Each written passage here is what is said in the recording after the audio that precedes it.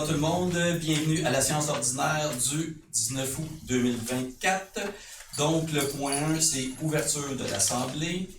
Le point 2, pour les élus, c'est ajout de sujet à l'ordre du jour. C'est le point 10. Point 3, nomination contre-maître voirie par intérim.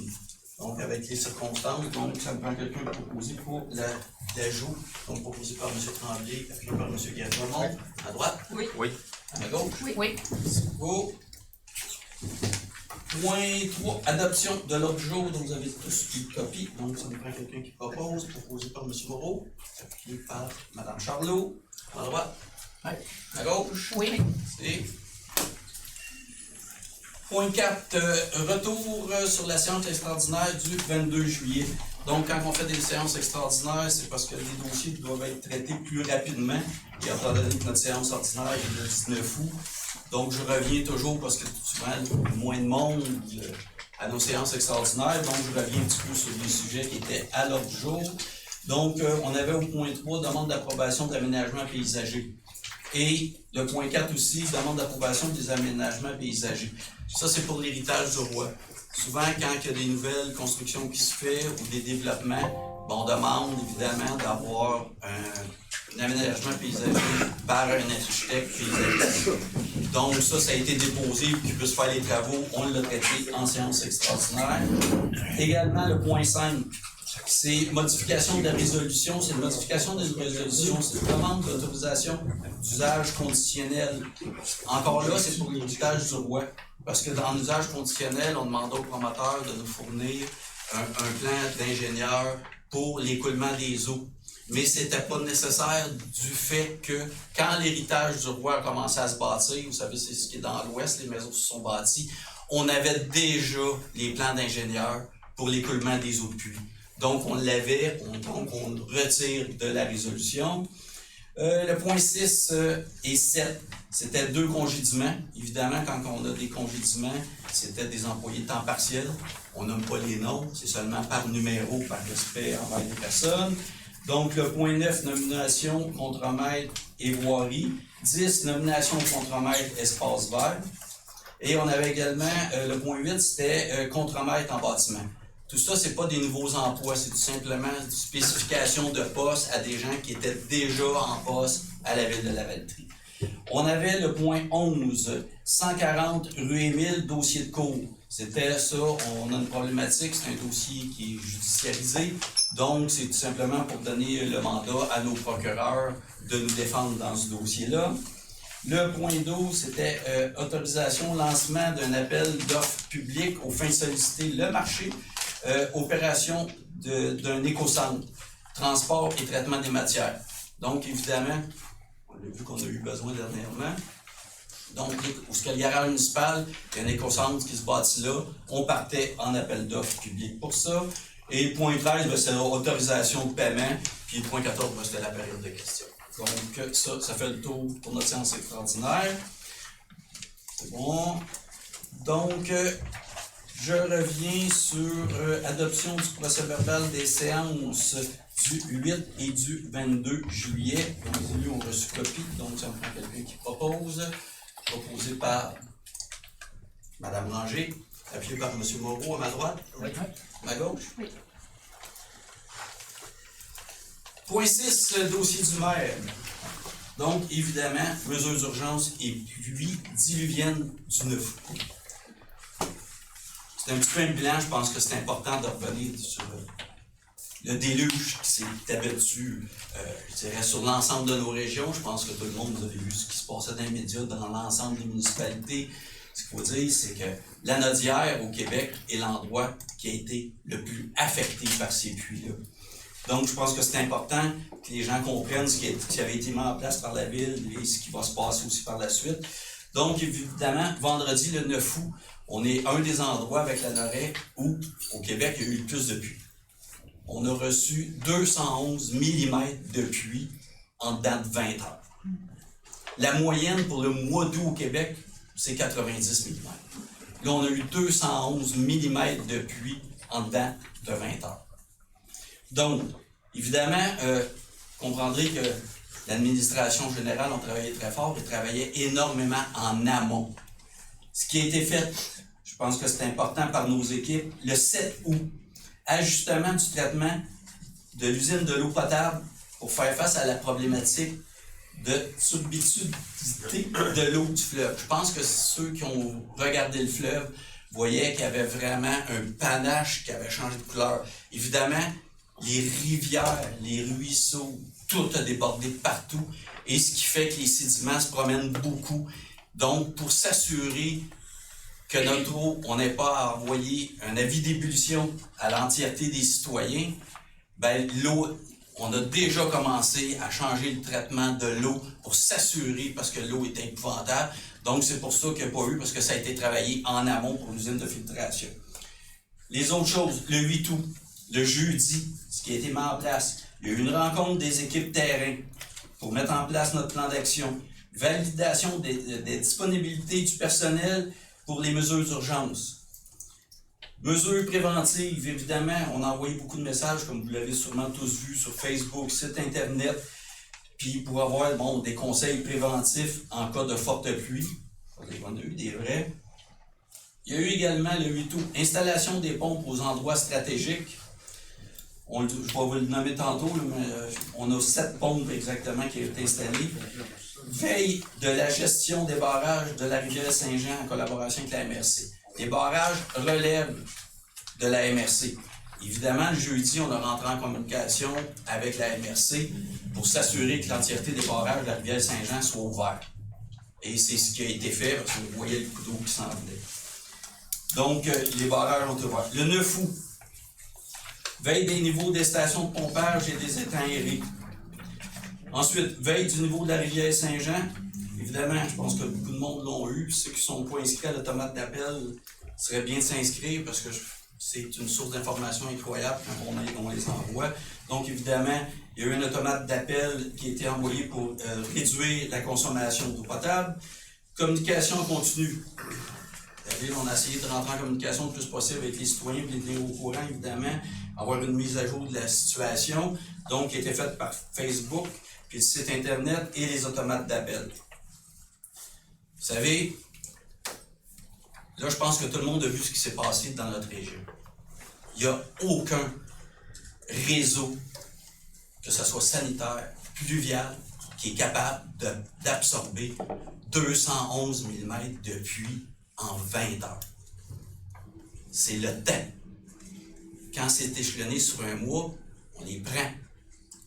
Mais absorber 211 mm de pluie, vous l'avez vu, les fossés, les rivières, tout débordait de partout.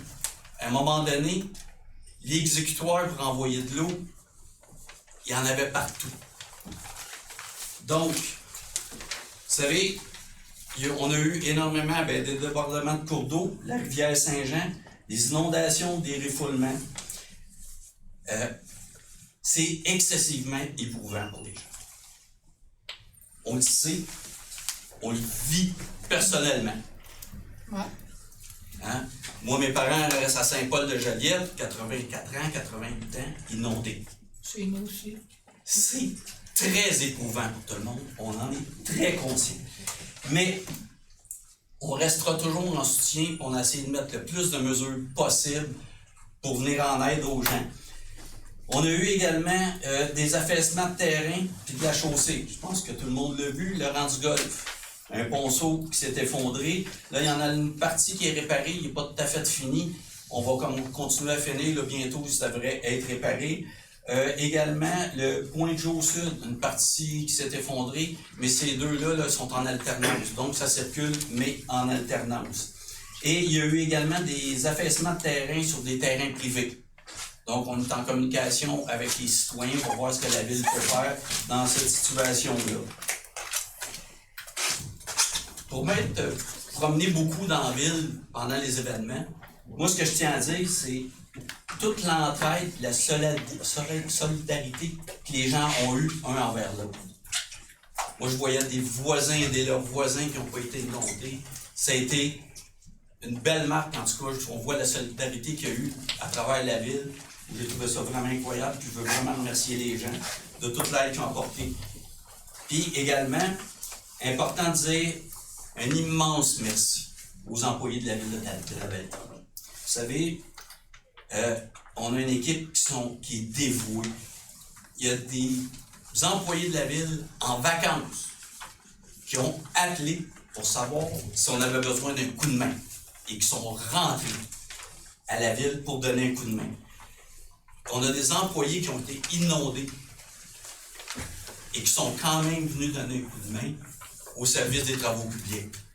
Donc, vraiment, de la part du conseil, un immense merci à nos employés. Puis également, je tiens à le dire, parce que des fois, Facebook, c'est pas toujours agréable. Merci aux citoyens qui ont envoyé des super bons mots de remerciement à la ville et aux employés. Vous ne pouvez pas vous imaginer la source de motivation que ça a pu être pour ces employés-là d'avoir des remerciements pour toute l'aide qu'ils ont pu apporter. Je vais aller dans quelques chiffres. Évidemment, les chiffres, c'est les appels qu'on reçoit, c'est des chiffres qu'on a. Mais l'ampleur peut être encore plus grande. Donc, c'est ce que la ville a effectué sur le terrain. Donc, je pense que ça va à peine de vous en faire une petite lecture. Le nombre d'appels, 160. Là, il faut comprendre que là, tous les employés en place, on est samedi, on est vendredi, samedi, dimanche. Nombre d'appels, 177. Refoulement de résidence signifié, évidemment, à la ville, 68. Soutien technique, ça c'est des visites, des appels qu'on a reçus et des employés de la ville qui allaient conseiller les gens qui allaient faire des visites, 71 visites. Intervention d'accumulation dans les rues, 10. Refoulement de la rivière signifié à la ville, on a eu 3 appels pour la rivière Saint-Jean. Appel pour les ponts, parce que la rivière Saint-Jean était tellement haute qu'elle frôlait les ponts, donc on avait eu 2 appels. Affaissement de terrain signifié à la ville, on a eu 5. Refoulement sur des terrains, problématique de fossés, puisard, signifié à la ville, 9. Signification d'aide gouvernementale, 5. Évidemment, on peut en parler un petit peu du décret du gouvernement. Les gens voulaient savoir qu'est-ce que ça comptait le décret. Je pense que tout le monde a vu le premier ministre qui a fait une certaine annonce dans le décret. Pour l'instant, on n'a pas de nouvelles. Techniquement parlant, le décret, ça s'adresse à ce qui est non assurable.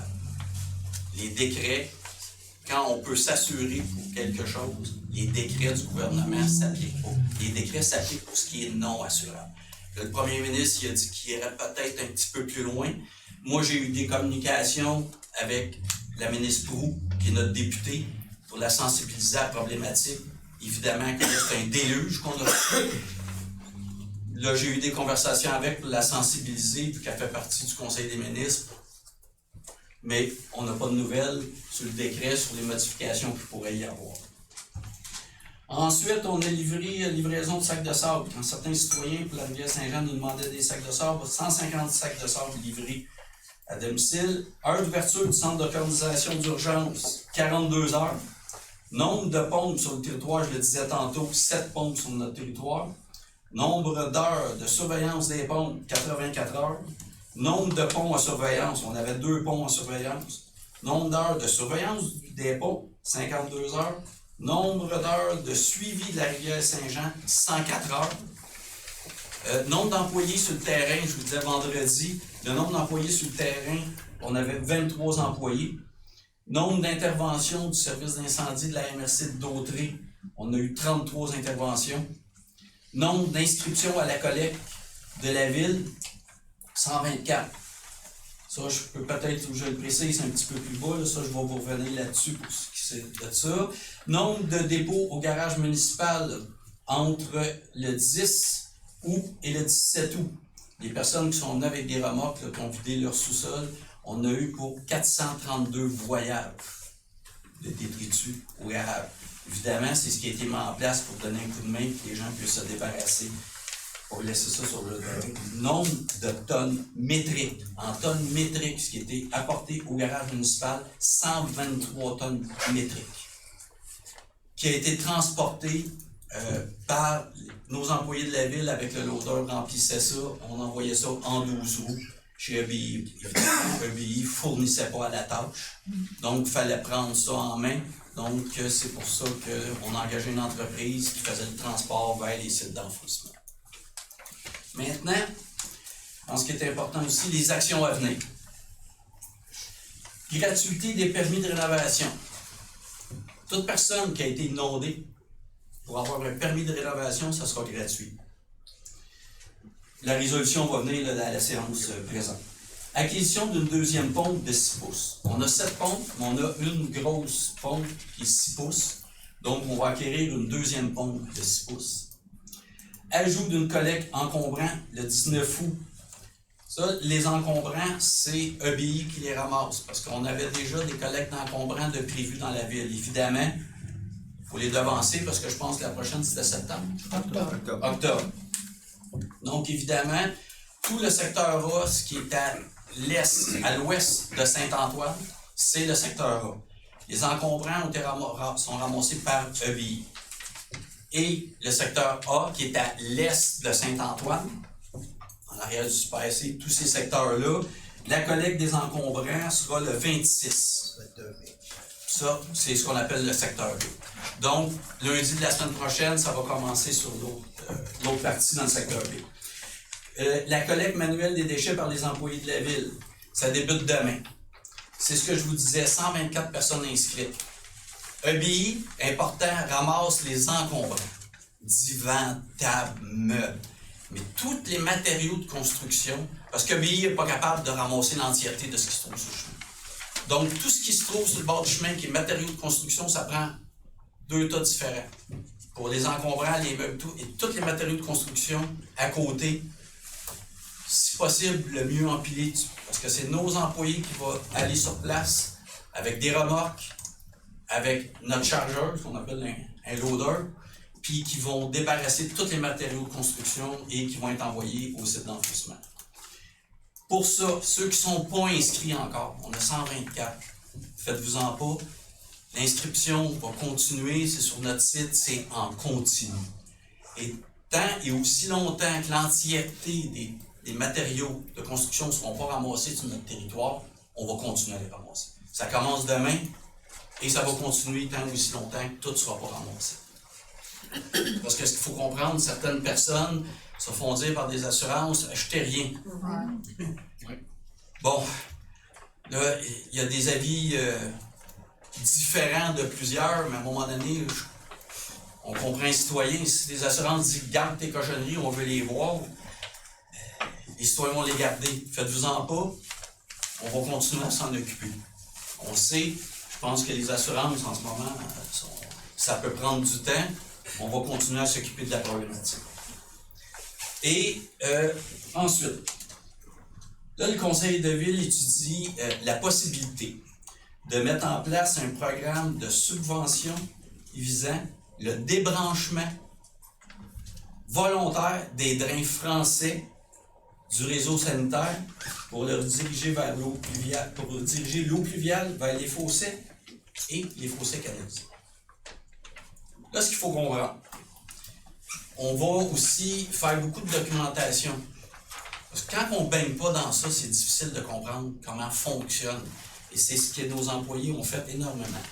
Toutes les interventions qu'on est allé faire, les 71 interventions qu'on a faites dans les endroits les plus problématiques, se sont aperçus que énormément de gens, les sommes-pompes sont branchés dans le réseau sanitaire. Là, on appelle ça un réseau sanitaire. Ce n'est pas un égout pluvial. C'est pas fait. Les égouts sanitaires sont conçus pour avoir le sanitaire de notre ville. Et c'est conçu en conséquence. La problématique, c'est ça. Il y a des sommes-pompes, on s'est aperçu énormément de sommes-pompes dans certains secteurs qui sont dans notre égout sanitaire. Quand on dit réduisez votre consommation d'eau qui s'en va dans le sanitaire, ben c'est parce qu'il y a des pompes qui envoient ça là. La façon que fonctionne, un drain français fait le tour des maisons, s'en va dans le puits dans la maison. Il y a une somme-pompe dans le puits. La somme-pompe, là, il faut qu'elle sorte ça de la maison, qu'elle l'éloigne de la maison. Là, on le sait, là, ça ne réglera pas tout. Là. À 211 mm de pluie, les fossés débordaient, les rues débordaient, mais c'est pas grave. il faut envoyer ça dans des fossés, il faut envoyer ça dans la rue. Vous savez, un fossé, c'est un miniature bassin de rétention. On l'a vu quand il a arrêté de pleuvoir. Plusieurs fossés dans beaucoup de secteurs. On est bâti sur le sable, l'eau est absorbée excessivement vite. Les gouttières de maisons, éloignées des maisons. Donc, on va énormément en amont pour vraiment, premièrement, que les gens comprennent comment ça fonctionne. Et le programme de subvention volontaire, ben, c'est pour que les gens, parce que là, les gens, on le regarde, là, les gens des sols qui sont démolis. Donc, de comprendre qu'il faut que l'eau sorte de la maison, puis qu'elle s'en aille dans nos fossés. Il y a des endroits à la Valtrie où on a des pluviales, mais les endroits où il n'y a pas de pluviale, le pluvial, c'est un fossé. C'est là qu'il faut que l'eau aille. Donc, c'est pour ça qu'on est en train là, de regarder, parce que là, on l'a regardé et on a dit oui, mais il n'y a rien encore de concrétisé là, dans ce qui va se mettre comme programme de subvention. Donc, ben merci, puis on va passer au reste, et ça fait partie, évidemment, du topo de la situation actuelle. Donc, les points 7, aménagement du territoire et urbanisme, 7.1, dépôt du procès verbal du comité consultatif d'urbanisme du CESU, c'est simplement un dépôt. 7.1.1, demande de dérogation mineure 512 rue des Riverains. Madame Franck. Oui, donc on a été saisi d'une demande de dérogation mineure présentée par M. Philippe Cyr-Pelletier. La demande est là pour but d'agrandir la résidence du 512 rue des Riverains par l'ajout d'un logement additionnel dont la marge de recul latérale, donc côté gauche, serait de 1,46 mètres au lieu de 1,5 mètres, tandis que la distance avec la remise serait de 1,46 mètres au lieu de 2 mètres. Donc, c'est deux éléments dérogatoires.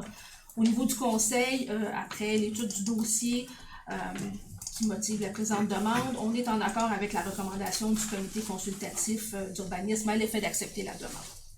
Donc, étant donné que c'est une dérogation mineure, il y a quelqu'un dans la salle qui désire se faire entendre pour cette dérogation mineure. Madame Falcon. Donc, je propose que le conseil accepte la demande de dérogation mineure du 512 rue des Riverains. Donc, proposé par Mme Falcon, appuyé par Mme Ranger. À ma gauche? Oui. À ma droite? Oui. 7.1.2, demande de permis PIIA 1528 rue Notre-Dame. Donc, on a été saisi d'une demande de permis PIA présentée par M. Mario Etier. Le projet vise à poser un revêtement extérieur au 1528 rue Notre-Dame sur le mur latéral droit, à la suite de la démolition du garage qui est jumelé, tel qu'on peut voir là, sur les photos.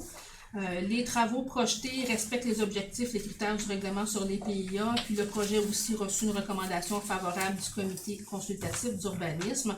Donc, je propose que le conseil approuve le projet tel que présenté. Donc, proposé par Mme Falcon et puis par Mme Ranger, à ma droite. Oui. À gauche. Oui. 7.1.3, demande de permis PIA, l'enseigne au 1153 rue Notre-Dame. On a été saisi d'une demande de permis PIA présentée par Mme Chantal Boulet. C'est un projet qui a pour but d'installer un panneau d'affichage en aluminium avec autocollant en vinyle non éclairé sur le poteau existant pour le salon de coiffure qui est situé au 1153 rue Notre-Dame. Le projet répond oui, aux objectifs et critères du règlement de PIA pour les enseignes. Il a aussi reçu une recommandation favorable du comité consultatif d'urbanisme avec conditions. Donc, je propose que le conseil approuve le plan du projet d'enseigne conditionnel à ce que des correctifs soient apportés à la partie supérieure du poteau pour qu'il soit revêtu uniformément là, sur toute sa longueur. Le poteau avait un petit peu besoin d'amour, fait qu'on veut que ce soit beau partout.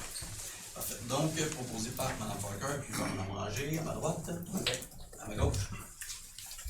7.1.4, demande de dérogation mineure, chemin Richer, Mme Falcon. On a été saisi d'une demande de dérogation mineure présentée par Mme Hélène Fortin. La demande est là pour but de construire sur un terrain du chemin Richer une maison munie d'un garage attaché d'une superficie de 104 mètres carrés, ce qui est dérogatoire en fait. Là, la superficie elle est maximale à 81. Donc, le conseil, là, après avoir étudié le dossier, est en accord avec la recommandation du comité consultatif d'urbanisme à l'effet d'accepter la demande. Donc, y a-t-il quelqu'un qui désire se faire entendre dans la salle pour cette dérogation mineure? Madame Parker. Donc, je propose que le Conseil accepte la demande de dérogation mineure pour le terrain du chemin Richet. Donc, proposé par Mme Falker, puis par Mme Granger. À ma droite? Oui. À ma gauche? Et 7.2, demande de démolition et d'usage conditionnel de PIIA et de dérogation mineure 671, 681, 683 rue Notre-Dame, Mme Falker. On a été saisi d'une demande d'autorisation de démolition et d'un usage conditionnel et de demande de dérogation mineure et de permis PIA présentée par Gestion immobilière Marien. Le projet vise la démolition des bâtiments qui sont situés au 671 et au 681 et 683 rue Notre-Dame. L'utilisation du sol dégagé suite à la démolition des habitations unifamiliales vise la construction en fait d'une habitation multifamiliale de 10 logements, laquelle est assujettie à une demande d'autorisation d'usage conditionnel. Donc le Conseil a été saisi de demandes de dérogation mineure dans le cadre de ce projet-là relativement aux éléments suivants. Donc, on a les marges de recul donnant sur la rue Bellevue et des érables qui sont de 6,10 mètres au lieu de 7,5 mètres. Les aires de stationnement ne permettent pas la sortie des véhicules en marche avant, ce qui est dérogatoire. Puis l'aire réservée au garage intégré au bâtiment est composé de 2 parties distinctes, ce qui est aussi dérogatoire. Les bâtiments à démolir ne sont pas inclus à l'inventaire patrimonial de la MRC de Dautré. Le Conseil, après l'étude de la demande concernant la démolition d'immeubles, en fait, est en accord avec la recommandation favorable du Conseil local de patrimoine et entend accepter la demande de démolition. L'analyse en PIA des plans architecturaux et d'implantation permet de conclure aussi que le projet rencontre des objectifs et les critères du règlement sur les PIA. Le projet proposé respecte les critères d'évaluation du règlement relatif aux usages conditionnels.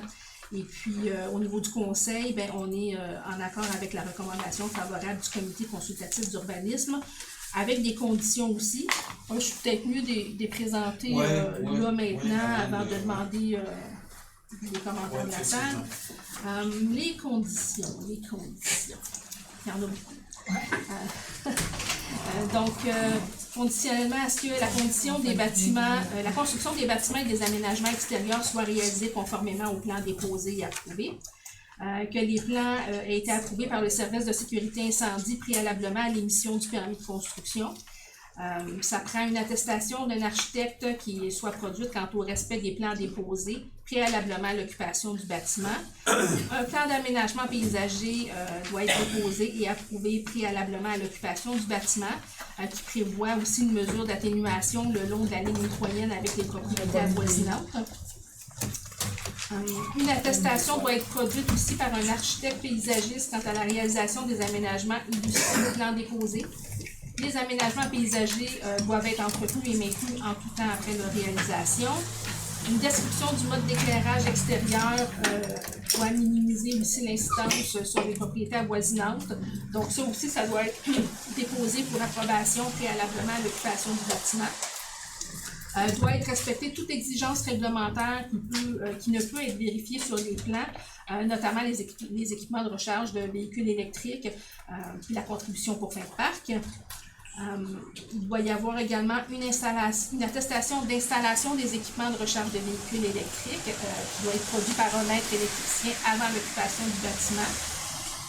Préalablement à l'émission du permis de construction, doit être aussi déposée une étude préparée par un ingénieur qui démontre un mode d'évacuation et de rétention des eaux pluviales qui assure un taux de ruissellement là, sur l'ensemble du site égal à inférieur à certaines données. Pour les plus récurrentes, d'une récurrence de 25 ans, ça doit être déposé, ça aussi. Toujours préalablement à l'occupation du bâtiment, doit être déposée une attestation de l'ingénieur qui confirme que le mode d'évacuation et de rétention des eaux pluviales tel que construit est conforme à l'étude qui aura été produite. La réalisation du projet incluant l'ensemble des équipements et aménagements illustrés au document de présentation doit se faire avant le 1er décembre 2025. La disposition des matières résiduelles s'effectue dans des conteneurs semi-enfouis. Et en l'absence d'un service de collecte de conteneurs à compost, l'aménagement doit permettre d'y installer un tel conteneur lorsque ce service va être implanté. C'est la liste de conditions. Donc, y a-t-il quelqu'un dans la salle qui désire se faire entendre sur cet usage conditionnel et la dérogation? Madame Walker. Donc, je propose, je vais juste remonter en haut des conditions, que le conseil municipal accepte la demande d'autorisation d'un usage conditionnel relatif à ces propriétés-là et illustré au dossier qui a été déposé au conseil de la version du 25 mars, avec la liste de conditions, évidemment, que je vais énumérer. Ça, c'est pour les usages conditionnels. Pour la dérogation mineure, que le conseil municipal accepte aussi la demande de dérogation mineure telle que présentée. Puis au niveau du permis PIA, que le conseil approuve les plans de construction illustrés au dossier qui sont produits par Maître Mireille Arcelin, architecte. Merci, Mme Fokker. Proposé par Mme Fokker, puis par Mme Ranger, à ma gauche. À ma droite. Le point 6, adoption du second projet de règlement 340 CF 2024. Madame Ranger. 7.3. Oui, 7.3. Donc, il s'agit d'un dossier qu'on a traité à 6h30 en consultation. Il s'agit, est-ce qu'on va le voir, M. Brault? On ne le verra pas. Donc, il s'agit de créer la zone 195. Je vais essayer de vous expliquer où, là. À même la zone A54 et de permettre des projets de densification légers, résidentiels, habitation unifamiliale isolée, en usage conditionnel. L'usage conditionnel, c'est quand les gens nous déposent, on peut mettre des conditions. Vous voyez qu'on avait mis beaucoup sur l'autre. Il s'agit de, dans le fond, vers Saint-Sulpice. Vous savez, après la côte à Mousseau, quand ça dévie comme ça, là, bien là, il y a un terrain qui était dézoné, qui permet de construire des maisons. Dans cette zone-là, je vais parler un peu plus fort, c'est après des goélands, dans le fond. Il n'y a pas d'égout pluvial, il n'y a pas d'égout sanitaire. Il faut qu'il y ait leur champ d'épuration et tout ça. Donc, ce second règlement, c'est pour adopter, dans le fond, que le conseil adopte le second règlement. Parfait. Donc, proposé par Mme Ranger, appuyé par Mme Fokker, à ma gauche. À ma droite? Oui. Et 7.4, dépôt du certificat d'absence de demande référendaire pour le règlement RRU 2-65-2024, usage récréatif. Un changement de zonage qu'il y avait eu, c'est tout simplement ici dans le parc Gérard-Lavallée. On avait également à l'église. À l'école. C'était tout simplement pour le récréatif, étant donné que c'est là qu'ils se font donner des spectacles. Vous faites ma job à ma place, M. Ah, vas-y, allez-y, Mme Fokker, je C'est le point m'excuse. suivant. Oui, c'est vrai, c'est le point suivant.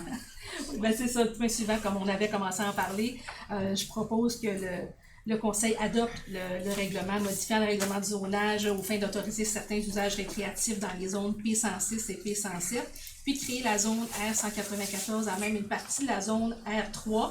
Donc, comme les explications avaient commencé à être données, on se rappellera que dans les zones 106, 107, on veut permettre des usages récréatifs tels que des amphithéâtres, des auditoriums, cinéma, salles, lieux de rencontre, loisirs. Donc, on sait qu'il y a des événements à l'église, à la plage du 350e, au parc, donc il fallait que le zonage le permette. Puis, il faut comprendre aussi que ce n'est pas assujetti aussi au règlement de bruit. Il y a aussi au niveau de l'ajout des classes d'usage récréatif intensif, donc on permet l'activité nautique. Et puis pour ce qui est de créer la zone R194 à même la zone R3, c'est un petit quadrilatère dans le domaine Charbonneau où on avait une maison qui a été construite sans permis en remplacement d'une maison mobile dans le secteur de la rue Cartier. Dans ce cas-ci, ben, les marges sont dérogatoires, donc au lieu de faire des demandes de dérogation pour une maison construite sans permis, il était plus simple de changer en fait, de changer le règlement, de changer le règlement. Et puis, il faut juste, dans ce cas-ci, ben, là on a corrigé la situation, donc c'est toujours mieux que de dire à quelqu'un vous allez démolir votre maison parce que vous l'avez construite sans permis. Et puis, la modification qu'on fait permet de régulariser la situation, elle ne cause pas de préjudice à l'environnement et aux voisins. Et puis, juste préciser que le propriétaire a quand même reçu une série d'avis d'infraction. Donc, il n'y a pas eu de passe-droit, il y a quand même une conséquence pour ces gestes. Donc, j'en propose l'adoption. Donc, proposé par Mme Fokker puis par Mme Ranger à ma gauche. À droite, voilà. 7.6, avis de motion, le règlement diverse plusieurs dispositions. Mme Fokker. Je, Lisette Fabre, conseillère de cette municipalité, donne avis de motion qu'à une prochaine séance sera soumis pour adoption un règlement modifiant diverses dispositions du règlement de zonage et du règlement relatif à la gestion des règlements d'urbanisme. Explication. Parce qu'il y a plusieurs petites modifications. Donc, la première, elle est en lien avec la contribution pour fin de parc. Donc, on change le libellé pour préciser que les 3 logements et plus les triplex, les nouveaux triplex bâtis sont assujettis à la contribution pour fin de parc. Sauf, par contre, dans le cas d'un duplex, par exemple, qu'on modifierait en triplex, bien là, il y a exemption de contribuer au fin de parc. L'autre modification, ça concerne les logements additionnels en zone agricole. Donc, on vient préciser que dans les îlots déstructurés, il n'est pas nécessaire qu'il y ait un lien de parenté, ce qui va être le cas dans le reste de la zone agricole. Donc, tout ce qui est îlot déstructuré, pas nécessaire que ce soit votre fils, votre frère ou votre parent. La prochaine modification, c'est de permettre pour les maisons jumelées que les perrons, balcons et patios puissent être jumelés aussi. C'était quelque chose qui n'était pas dans la réglementation, donc on va le permettre. Autre modification, on redéfinit la définition de gazebo, puis on vient aussi préciser là, que tout ce qui est structure démontable, là, tout ce qu'on achète en boîte dans les grandes surfaces, bien, ce n'est pas un gazebo au sens du terme, donc vous êtes obligé de respecter les normes de distance ou de demander un permis. C'est déplaçable. Voilà. Autre modification, permis de construction, on passe de 5 000 à 10 000 pour le montant des travaux de réparation mineure qui est exempté de l'obligation d'un permis. Et puis également, tout ce qui est, quand on défait une toiture de bardeau, donc tout le bardeau, c'est exempté, une nouvelle toiture en bardeau, c'est exempté ça aussi. Par contre, si vous êtes dans une zone qui demande un PIA, ben là, c'est pas grave. Ensuite de ça, je mets du wavy sur le film. La dernière modification, c'est concernant le règlement de gestion des règlements d'urbanisme. On vient préciser qu'un permis de construction peut être valide pour plus de 12 mois si le Conseil passe une résolution d'approbation d'un usage conditionnel d'un PIA, puis qu'un nouveau délai qui est établi aussi de réalisation. Ça peut être renouvelé à une seule reprise pour une période de 6 mois suivant l'expiration du délai qui est inscrit au permis. Puis il n'y a pas de tarification supplémentaire, mais il faut quand même en faire la demande au service. Voilà. C'est tout. Idéalement, c'est tout. On a revu. On appelle les urbanistes, on s'informe, ça prend un permis. Les urbanistes sont là pour accompagner les citoyens. Absolument. Donc, avis de motion donné par Mme Fokker. 7.7, c'est l'adoption du même règlement. Je propose ce que je viens d'expliquer. Donc, adoption du premier projet de règlement proposé par Mme Fokker. À ma gauche, à ma droite. Oui. On passe au point 8 qui est loisirs et relations à la communauté. 8.1, autorisation de signature avenant à l'entente de contribution stratégie régionale de financement en plein air phase 1. M. Moreau. Que le conseil municipal autorise Mme Josée Perrault, chef de division loisirs et soutien à la communauté, ou M. Marc-Olivier Brault, directeur général assigné pour et au nom de la ville de Lavaltrie, l'avenant à l'entente de contribution de loisirs et sports la Naudière relativement à l'aide financière octroyée dans le cadre de la stratégie régionale du plein air, phase 1, ayant pour objectif de soutenir le développement d'activités plein air sur le territoire de Lavaltrie et de contribuer financièrement à la hauteur de 20% du coût de ce projet. Grâce à cet avenant, dans le fond, la ville a fait une belle acquisition d'un côte à côte ou side by side, on peut dire en anglais, pour tous ces parcs et bâtiments de la ville de Lavaltrie, en paye seulement 20%. Donc, le véhicule valait 50 000, la ville de Lavaltrie paye 10 000 pour acquérir ce véhicule-là. Donc, c'est un peu ça, ce programme-là. Donc, j'en fais la proposition. Donc, proposé par M. Moreau, appuyé par Mme Charlot, à ma droite, à gauche. Oui. 8.2, participation au défi des entreprises, défi à pied levé. Monsieur Gavremont. Oui, donc cette année, comme à chaque année, et pour une 13e année, dans le cadre du défi à pied levé, il y a aussi le défi des entreprises. Ce défi-là consiste à ramasser des fonds pour acheter des souliers de course aux gens défavorisés de la Valtrie. Et le coût pour participer à ce défi-là est de 500 $. Cette année, la Ville a 2 équipes qui vont participer au défi des entreprises. Donc, une rapide, une rapide. Moins rapide. Mais non, on ne vous dira pas dans quelle équipe Donc, on est. pour un montant de 1 000 $, que ce prix soit imputé au poste subvention et dont des élus pour cette activité. Donc, proposé par M. Gavremont, appuyé par M. Tremblay. À droite. Rapide. Peut-être trouver d'autres gens, c'est Ah, parce c'est qu'ils une bonne idée, participent, participe. ils participent. Je ne serai pas dans l'équipe rapide. Je vais proposer, mais je suis dans aucune équipe. C'est le fait. Ben, c'est moi qui le propose. Proposé Ok, par ben, c'est bon. appuyé par Mme Falker. À ma gauche. Oui. À droite. Oui. C'est les points 9, culture et patrimoine. 9.1, demande d'officialisation, dénomination d'un nouveau parc. Mme Ranger. Donc, le conseil municipal a mandaté le comité de toponymie pour recevoir des propositions afin de nommer le nouveau parc qui sera situé sur la rue Suzanne. Donc, le nouveau parc va être en arrière de la clinique médicale. C'est un petit parc qu'on va aménager.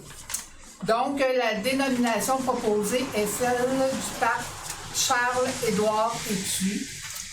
Donc, la dénomination proposée ne fait l'objet d'aucune forme de controverse et ne crée aucune confusion avec la toponymie actuelle de la Valtrie. Donc, qui est Charles-Édouard Étu? Donc, c'est un cultivateur qui est né à la Valtrie le 6 décembre 1884 et décédé au même endroit le 22 août 1951. Il est le petit-fils de Jean-Baptiste Étu, premier maire de la Valtrie en 1855. Vous avez sa photo à l'arrière. Il fut élu maire de la paroisse au lendemain de la séparation du village de la paroisse en 1927 et occupa la charge de maire jusqu'en 1931. Sa terre est située chemin La Valtrie, où fut construite la résidence Eva et la caisse Desjardins, et a appartenu à la famille Étu pendant 200 ans avant d'être vendue en 2007. Donc, la proposition serait la suivante, que le conseil municipal de la ville de la Valtrie approuve la dénomination du parc situé sur la rue Suzanne au nom de Charles-Édouard Étu et qu'une demande d'officialisation de ce nom soit déposée à la commission de toponymie du Québec. Donc, proposé par Mme Ranger, appuyé par M. Moreau. À ma droite. À ma gauche. C'est 9.2, autorisation de participation, souper-concert, la Symphonia de Lanaudière. M. Moreau. Que le conseil municipal autorise M. le maire, Christian Goulet, Mme la conseillère Francine Ranger et Mme Amélie Boutin, chef de division Culture et patrimoine, à participer au souper-concert de la Symphonia de Lanaudière dans le cadre de sa campagne de financement annuelle le 18 octobre 2024 au club de golf Montcalm à Saint-Légory au coût total de 525 taxes incluses, que les frais de participation à cet événement bénéfice soient assumés par la ville de la Valtrie et que les frais de déplacement soient remboursés le cas échéant sur présentation des pièces justificatives. Donc, j'en fais la proposition. Donc, proposé par M. Moreau, appuyé par Charlot à ma droite. À ma gauche. Oui. Donc, on est rendu point 10, c'est administration, ressources humaines et financières. 10.1, c'est le dépôt des embauches et démissions par délégation des pouvoirs qu'on a donné à notre directeur général, M. Brault. Donc, c'est tout simplement, évidemment, la piscine, les sauveteurs, les animateurs de camp de jour. C'est ça, c'est des sauveteurs, c'est des emplois partiels, des emplois d'été. Donc, ça, c'est juste un dépôt. 10.2, départ du employé. À la fête. Donc, à la manche. Donc, le conseil municipal a été informé du départ en date du 30 août prochain de Mme Lucie Baribeau, commis réceptionniste au service des loisirs, de la culture et des relations à la communauté. Le conseil municipal tient à remercier Mme Baribeau pour ses 13 années de service au sein de la municipalité. Donc, la proposition se lirait comme suit, je m'excuse, que le conseil municipal manifeste, par le biais de la présente résolution, sa gratitude à l'égard du travail accompli au cours de ces années et en remercie chaleureusement Mme Baribeau. Oui, 13 ans. Donc, proposé par Mme Ranger, appelé par Mme Falker, à ma gauche, à ma droite. Oui. 10.3, c'est le sujet qu'on avait rejeté, l'élimination de contremaître voirie par intérim. Mme Ranger? Oui. Donc, attendu l'absence de personnel durant la période de vacances estivales et la nécessité de maintenir la continuité et la qualité des services au service des travaux publics, attendu la recommandation de Mme Marie-André Leclerc, qui est la chef de division ressources humaines, de nommer M. Vincent Boisjoli au poste de contremaître voirie par intérim. La proposition se lirait comme suit, que le conseil municipal entérine la nomination de M. Vincent Boisjoli au poste de contremaître voirie par intérim. Cette nomination est effective du 19 au 30 août 2024, le temps des vacances.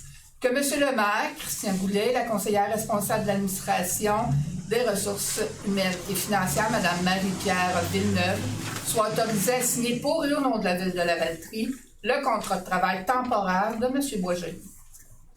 Donc, proposé par Mme Ranger, appuyé par M. Moreau, à ma droite, à ma gauche.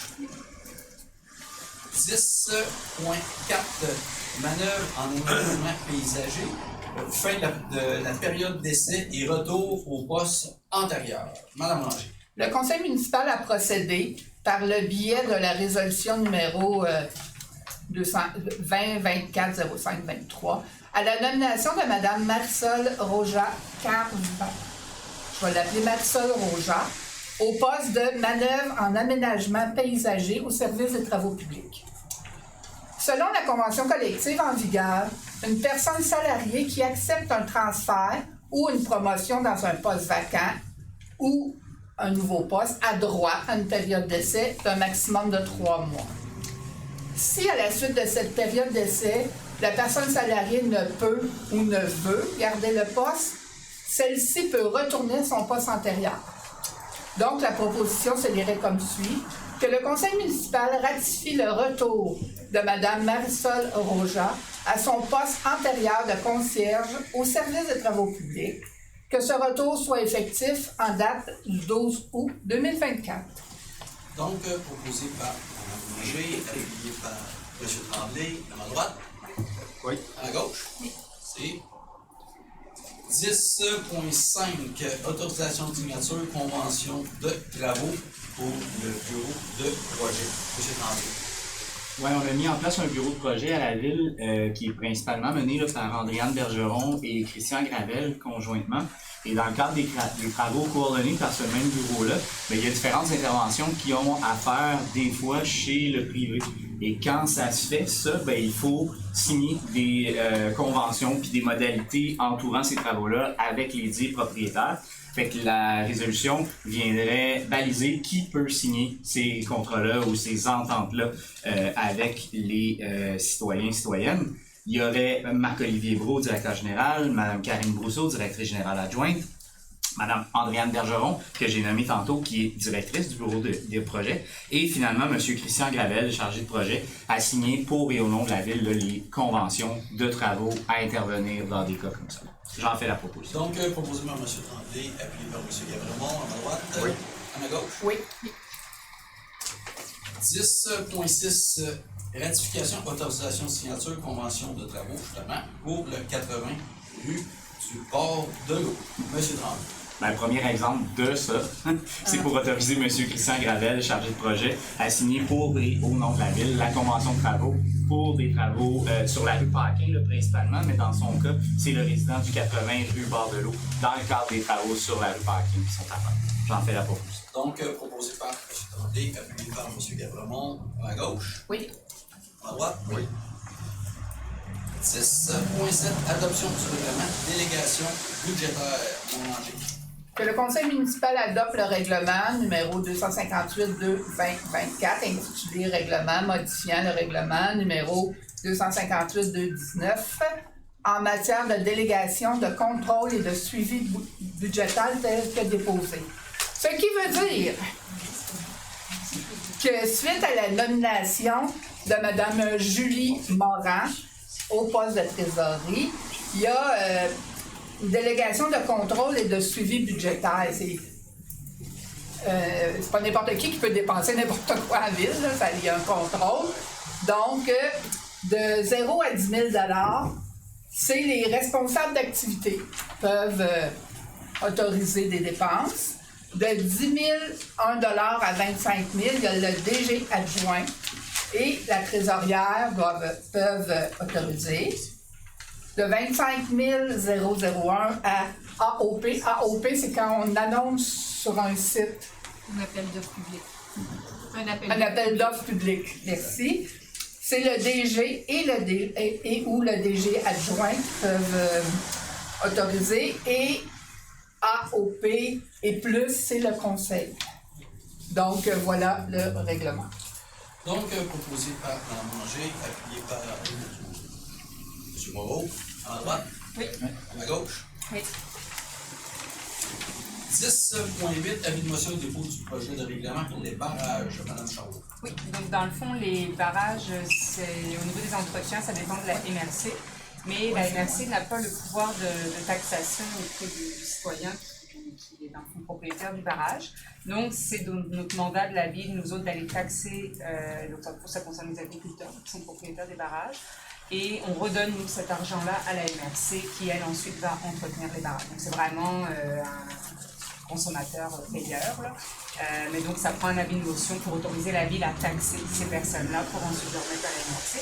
Donc, je, Anne Charlot-Méran, conseillère de cette municipalité, donne l'avis de motion qu'à une prochaine séance sera soumis pour adoption un règlement relatif à la perception et à l'entretien des barrages. Donc, avis de motion donné par Mme Charlot. On passe 10.9, avis de motion et dépôt du projet de règlement pour la gestion contractuelle. Mme Ranger.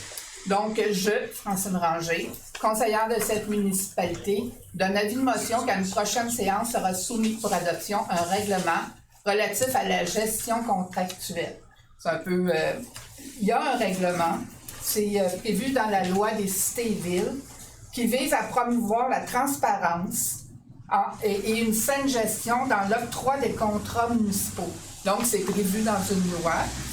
Ce qu'ils ont rajouté, et pour ça, on doit le réadopter, c'est une compagnie qui veut soumettre, qui veut appliquer pour un contrat, doit joindre à sa soumission une déclaration d'intégrité.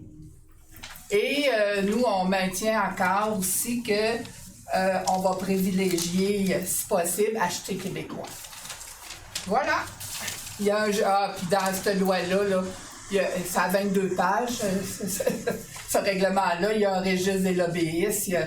Il y a tout un sujet qui parle de trafic d'influence, corruption, intimidation, conflit d'intérêts du conseil, fonctionnement, comité. Puis, juste vous dire que le comité de surveillance de la gestion contractuelle fait un rapport à chaque année. Qui est là, mais c'est moi, Marie-Pierre Villeneuve, Monsieur le maire. C'est un comité qui se rencontre, qui regarde tous les contrats qui ont été donnés dans l'année, avec explication, et il y a un rapport qui va être déposé de toute façon ce soir.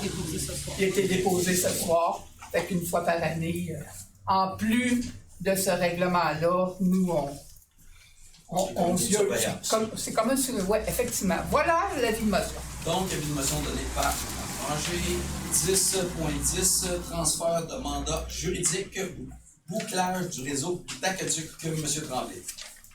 Ouais, c'est fort simple cette résolution-là, là, je la lirai pas, je vais vous l'expliquer. On fait un bouclage du réseau d'aqueduc par les champs agricoles derrière, mettons, l'Espérance, Arcan, ça vient boucler notre réseau.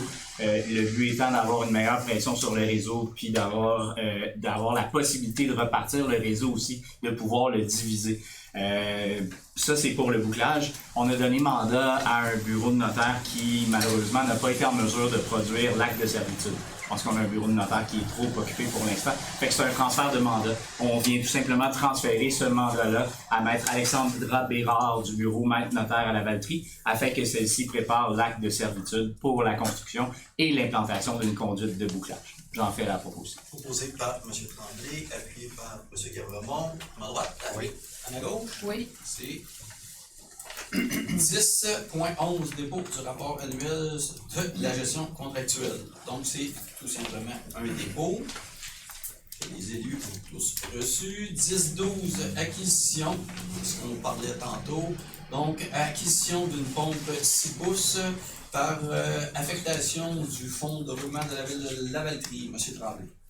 Ouais, ben celle-là, monsieur le maire me l'a scoopé pas mal là, en début de séance. C'est l'acquisition d'une pompe. Peut-être venir spécifier là, que cette pompe-là de 6 pouces va être sur remorque, va être mobile, va nous donner une flexibilité pour la placer stratégiquement. Peut-être mentionner aussi que, tu sais, on est de tout cœur avec vous, là, c'est vraiment difficile ce que vous vivez, tous les inondés. La ville cherche des moyens pour intervenir, de refaire un réseau, que ce soit un réseau pluvial, un réseau d'égouts sanitaires. Ça se fait pas, Monsieur Legault le dit, la plupart des spécialistes le disent, c'est des milliards à investir. On les a pas, ces milliards-là. Par contre, les gestes qu'on pose là, ben c'est des gestes qui devraient nous permettre d'intervenir de façon plus efficace. Et là, faites attention, je suis pas en train de dire que ça arrivera plus. Je suis en train de dire qu'on va intervenir de façon un petit peu plus efficace. Si Dame Nature nous repitche encore 210, 211, 220, c'est malheureusement, on ne sera pas en mesure de le gérer. Par contre, avec ça, ben, on va peut-être éviter, puis on va peut-être être en mesure d'avoir plus de flexibilité. Donc, je propose que le conseil municipal autorise l'acquisition d'une pompe de 6 pouces ainsi que l'affectation d'une somme maximale de 93 000 du fonds de roulement, dis-je bien, dont l'amortissement se fera sur une période de 7 ans. Comme d'habitude, les sommes non utilisées retournent dans le fonds. J'en fais la proposition. Donc, proposé par M. Tremblay, appuyé par M. Gavremont, à ma droite. Oui. À ma gauche. Oui. Le fonds de roulement, l'avantage qu'on a, c'est des sommes qui ont été déposées dans un fonds de roulement. Ce qu'il faut dire, c'est que ce fonds-là, quand on l'utilise, est remboursé sur une certaine période de temps. L'avantage, c'est qu'on n'a aucun intérêt. Donc, c'est de l'argent qu'on a mis de côté, qu'on utilise, on se le rembourse tous ensemble, mais il n'y a pas d'intérêt sur ces fonds-là. Le point 10.13, gratuité temporaire des permis et certificats d'autorisation relatifs aux travaux de réparation ou de rénovation dus aux inondations. Donc, je pense que j'en ai parlé tantôt. Ceux qui auront besoin d'un permis, ça sera tout à fait gratuit. 10 points. Faudrait que je propose, monsieur. Puis je vais donner un petit peu de précision, si vous permettez. Là, c'est rétroactif au 10 août, première des choses, puis ça va jusqu'à la fin de l'année, donc 31 décembre 2024. Fait encore une fois, c'est un petit geste, c'est pas, je sais pas combien c'est, monsieur le DG, un permis. C'est ça. Fait que, mais on trouvait ça un peu indécent que des personnes inondées aient à payer un 59$ en plus de tous les frais que vous avez à assumer pour la rénovation puis tout le casse-tête des assurances. Fait que c'est rétroactif au 10 août, puis ça va jusqu'au 24 décembre. Ce permis-là de rénovation sera... J'ai dit 29, hein? 31 décembre 2024, voilà. 10 août au 31 décembre 2024, ce sera gratuit pour le permis de rénovation. Donc, proposé par M. Tremblay, appuyé par M. Gavremont, à ma droite. Oui. À ma gauche. Oui. Et 10.15, emprunt temporaire. 10.14. J'ai mon rapport de travaux. Rapport des travaux, programme d'aide aux infrastructures de transport actif. Vélos 3, M. Tremblay. Ouais, c'est pour l'entretien de la route verte là, sur notre réseau. Le ministère, dans le fond, nous octroie une certaine somme. Je pense que c'est de l'ordre de 20 quelques mille. 8 000. Moins que ça. C'est 8 000. Il faut toujours prouver qu'on a dépensé l'argent. Donc là, on a dépensé une somme de 54 237,28. Donc, c'est juste la reddition de compte concernant cette subvention-là.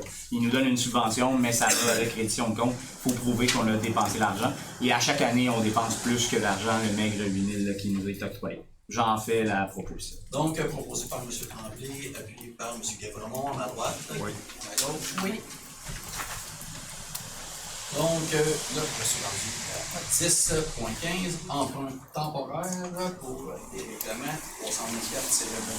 324-2023 et 339-2024. Madame Ranger. Que le conseil municipal autorise la trésorière, Mme Julie Morin, à contracter auprès de la Caisse Desjardins de Dautré 2 emprunts temporaires pour les règlements suivants. Donc, l'un, c'est le règlement aux fins de décréter des travaux de construction et de réfection d'infrastructures sur la rue Paquin et de pourvoir au paiement de ces travaux au moyen d'un emprunt de 1 028 144. Le deuxième, c'est un règlement aux fins de procéder à des travaux de mise à niveau du système de dégrillage de la station de traitement des eaux usées et de décréter un emprunt de 1 262 496, que le maire ou le maire suppléant et la trésorière soient autorisés à signer pour et au nom de la Ville les documents relatifs à cette fin. Donc, proposé par Mme Walker, appuyé par M. Moreau, à ma droite. Oui, Mme Ranger qui propose. Hein? Ouais, c'est Madame Mme Ranger, Ranger je qui m'excuse. propose. On est habitué Ouais, d'être c'est ça. deux. Donc, proposé par Mme Ranger, appuyé par M. Moreau, à ma droite, à ma gauche. Oui. 10.16, autorisation de dépenses et dépôt du rapport budgétaire. Donc, chaque élu a reçu, c'est tout simplement un dépôt. Le 10.17, autorisation de paiement des comptes à payer. Que le conseil municipal autorise le paiement des déboursés du 23 juillet au 19 août 2024 de la Ville de Lavaltrie, incluant les dépenses de fonds d'administration et les dépenses en immobilisation, le tout pour une somme de 822 116,63, selon le rapport déposé par le service de trésorerie en date du 16 août 2024, lequel est annexé à la présente résolution pour en faire partie intégrante. Donc, proposé par Mme Ranger, appuyé par M. Moreau, à droite, à gauche. Oui. Et les points 11, c'est les cours de courrier. 11.1, règlement de la MRC. Donc, c'est tout simplement un règlement de la MRC. C'est règlement modifiant le règlement de schéma d'aménagement de la MRC de Dautré relatif aux zones potentiellement exposées au glissement de terrain. C'est une loi provinciale, donc quand il y a des possibilités, là, il y a des cotes de hauteur qui sont calculées. Donc, le gouvernement nous dit qu'il faut le mettre dans notre schéma d'aménagement de la MRC. Ce schéma d'aménagement-là, c'est le schéma d'aménagement de l'ensemble de la MRC de Dautré. Donc, et quand la MRC adopte un règlement, ben, elle doit évidemment en aviser chaque municipalité. C'est le seul courrier qu'on avait. Non, j'en ai un autre, 11.2, MTQ, Programme d'aide à la voirie. Ça, c'est une enveloppe discrétionnaire de la ministre qui donne des sous pour la voirie, pour un montant de 20 500 $. Je peux vous assurer que ça n'a pas été long à être dépensé, 20 500 $. Donc, c'est le courrier qu'on a reçu. As-tu d'autres choses? Non. Merci. Donc, merci beaucoup tout le monde à la maison. Maintenant, on va passer à la période de questions pour les gens ici présents dans la salle.